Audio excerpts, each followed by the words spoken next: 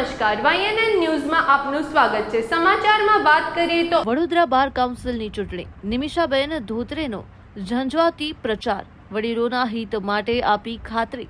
વડોદરા ખાતે આગામી bar council of ગુજરાતની ચૂંટણીને લઈને વકીલ આલમમાં ભારે ઉત્સાહ જોવા મળી રહ્યો છે। વડોદરાના જાણીતા એડવોકેટ અને બાર કાઉન્સિલર પદના ઉમેદવાર નિમિષાબેન ધોત્રે દ્વારા અત્યારે આક્રમક ચૂંટણી પ્રચાર કરવામાં આવી રહ્યો છે। તાજેતરમાં યોજાયેલી પ્રચાર સભામાં નિમિષાબેન ધોત્રેએ વકીલોને સંબોધતા જણાવ્યું હતું કે તેઓ હંમેશા ન્યાયિક ક્ષેત્રના પ્રશ્નો માટે લડતા રહેશે।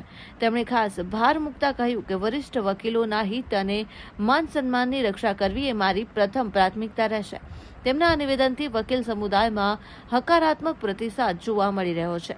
શિસ્ત, પારદર્શિતા અને વરિષ્ઠોના માર્ગદર્શન સાથે બાર કાઉન્સિલને વધુ મજબૂત બનાવવાના સંકલ્પ સાથે તેઓ મેદાનમાં ઉતર્યા છે।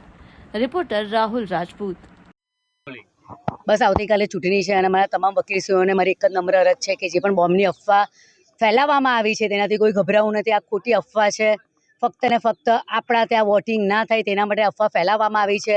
તો આવતીકાલે 10 થી 6 નો ટાઈમ છે। તમામ વકીલ મિત્રોને મારું નમ્ર અપીલ છે કે તેઓ જરૂરથી આવે અને મારો ક્રમાંક નંબર 26 છે તેના પર પ્રથમ ક્રમાંકનો વોટ આપીને જાય।